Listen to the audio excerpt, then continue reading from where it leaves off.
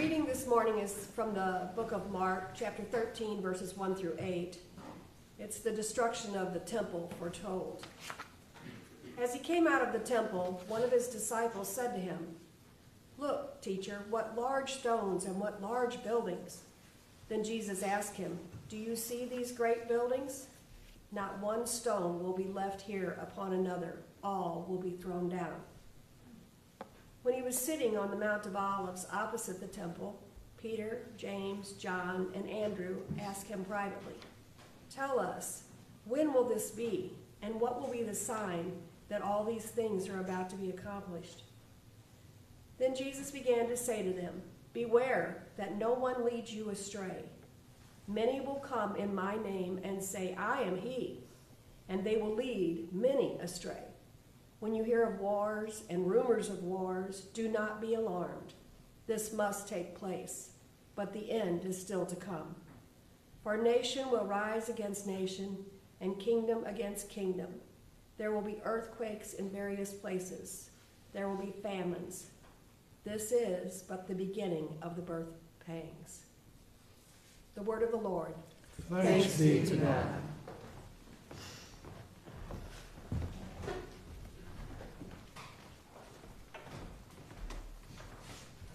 You ever have one of those days in which you labored over a sermon, you wrote everything down that you wanted to say out loud, and then you printed it off, and for some reason you forgot to take it off the printer and bring it into the sanctuary and put it on the pulpit?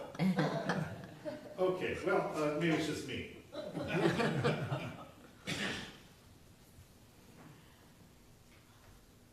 Let's see, where am I at?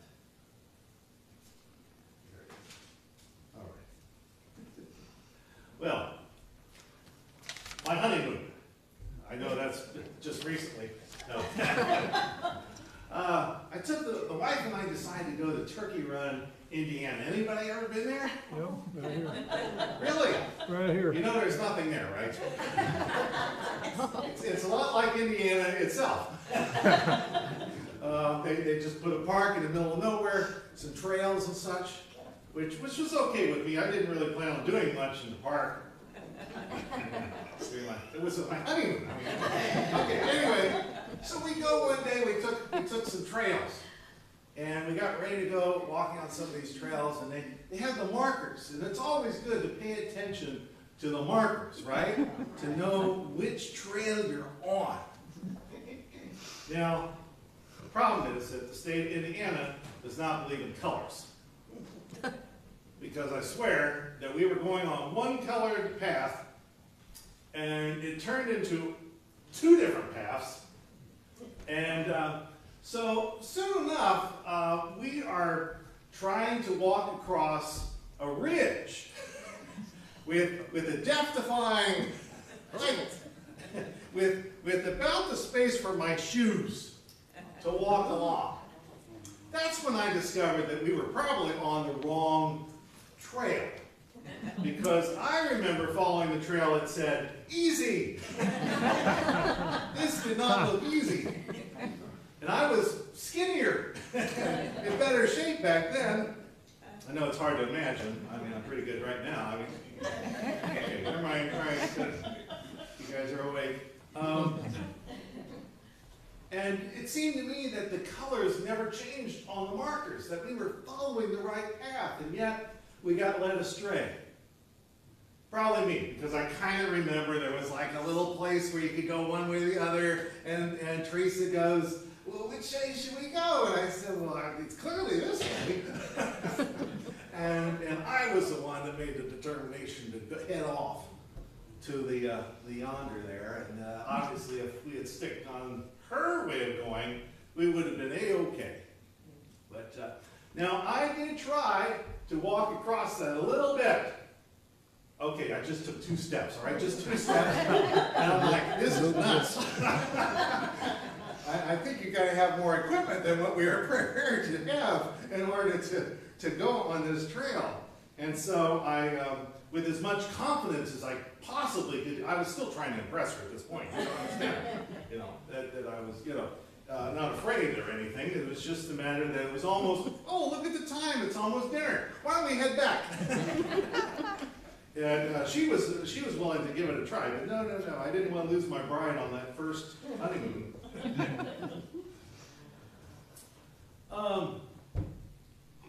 Sometimes life is kind of like that. We're following a path, you know. We try to take the path that says easy, you know, less than a mile, nice paved path. You're not going to get lost. You're not going to get going astray. But sometimes, even with the best maps and markers, we end up on a trail that's unfamiliar to us, don't we? We end up on a trail that's really difficult and hard and perhaps dangerous. Well, I was thinking about that, and then I began reading this text from Mark's Gospel, the 13th chapter. Let's take a look at it today, shall we? As Jesus came out of the temple, one of his disciples said to him, "Look, teacher, what large stones and what large buildings." And then Jesus asked him, "Do you see these great buildings?" I imagine the disciples there going, didn't we just point that out to you? Then Jesus asked him, "Do you see these great buildings? Not one stone will be left here upon another, and all will be thrown down." Have you seen Mount Rushmore? Have you seen some of the big skyscrapers? Chicago, New York City. Do you ever walk by there and think to yourself, yeah, this is not going to last? It almost sounds like an insurance advertisement, doesn't it? You know, those of you on the church council are in on this inside joke there of how much insurance costs. It would be nice, it certainly would be nice to make sure that everything that we invest in is going to stay around for a really long period of time. And it'd be nice if we knew exactly what the problems were going to be that we might face in the future. Wouldn't you agree? That's probably why the disciples then sat down on the Mount of Olives, which was directly opposite the temple. We have the major players announced here. This is still the inner group of disciples, Peter, James, and John. Andrew somehow gets in the mix of this and asks him privately, "Teacher, Jesus, tell us, when will this be? And what will be the sign that all these things are about to be accomplished?" Kind of like when you're purchasing an insurance policy, wouldn't it be great to be able to know, hey, Jesus, our church is up on High Ridge, so I don't think there's much chance of us flooding, right? Can we take that off of our policy? Plus, you did say that you were never going to destroy the earth by flood again, right? What, some of you are skeptical just because you keep cleaning out your basements? Be nice to know, hey, can we take and remove that theft policy? We don't have anything. We don't have anything of value here. So why do we have to have that? Tell us, when will this be? And what will be the sign? Then Jesus began to say to them, "Beware that no one leads you astray." Doesn't seem like there's a connection here, does it? Between big buildings falling apart, and suddenly Jesus answers the question about property insurance and when things are going to happen to this tremendous temple. By the way, did I tell you that the temple had been under construction in Jesus' time? Well, throughout his entire life, right? 28 years they've been working on the thing. Well, when you think about it, we're always working on our church, aren't we? It's never done. And that was what the people understood back then in the first temple, the second temple. They kept building it, rebuilding it, had to add on to it, all these different buildings. It was quite a project that was going on in Jesus' time. And how amazing it was for everyone who came and saw that structure. They were so impressed with it, just like we are impressed with our greatest accomplishments in terms of architecture. Why is Jesus changing the topic here? Beware that no one leads you astray. I guess we become really impressed by the things that we do. We're like kids that come home from school with that awful picture and say, hey, why don't you put this on the refrigerator, Mom? Look what I did. Yes, absolutely. Those are the best looking green marks I've ever seen. We're going to put that right up there. Can I take it down after a couple of No. Oh, okay. I'll leave it up there. We really do prize the stuff that we make, the stuff that we build. We want some kind of permanence, don't we? Even when we die, we're all about that, right? How many of you already picked out those stones? Big ones, you know? Got your name already carved in it? And your first wife? What? I'm sorry, gone too far. Got the memory. We like things permanent. We like our names to stick around for a while. Many will come in my name and say, I am he, and they will lead many astray. You know, that really was the fact. After Jesus died and the disciples began to become aware of the resurrection of Jesus Christ, they all, without exception, thought that Christ would come again and that they personally would see it, that they would be around, that Jesus would be back there pretty soon. In fact, there's a group called the Essenes. Maybe some of you read about this. They were so convinced that Jesus was coming back within their lifetime, they decided that it would be best not to marry anybody. They decided it would be best not to have any children, because why do those things if the world is ending? So they basically checked out of life, got ready for the end, for Jesus to come back, started living in caves and other communities away from everyone else. That's how we got the Dead Sea Scrolls. A lot of Christians in those first days were looking for somebody to come along. And guess what? Like we are apt to do, there were people that took advantage of the situation. Can you imagine that? Oh, I'm him. Yes, I am the resurrected Jesus. I'm back. It's the end time. Why don't y'all come over here, be my disciples? Oh, by the way, my tuition is reasonable, $1,000 a pupil. Come on. And a lot of people became confused, and they did. They followed these other paths.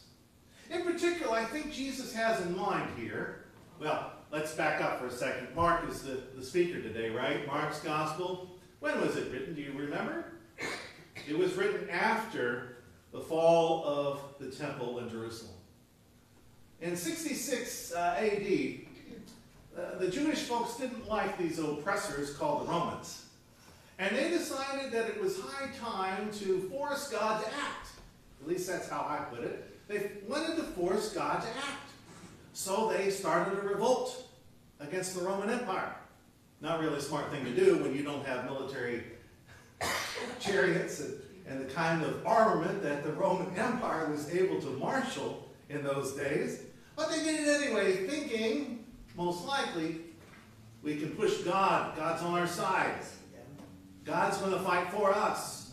We are just in what we're doing. And, well, in 70 AD, the Romans retook Jerusalem, and they decided to punish the Jews. And so what did they do? Well, they decided to take away their symbols of hope.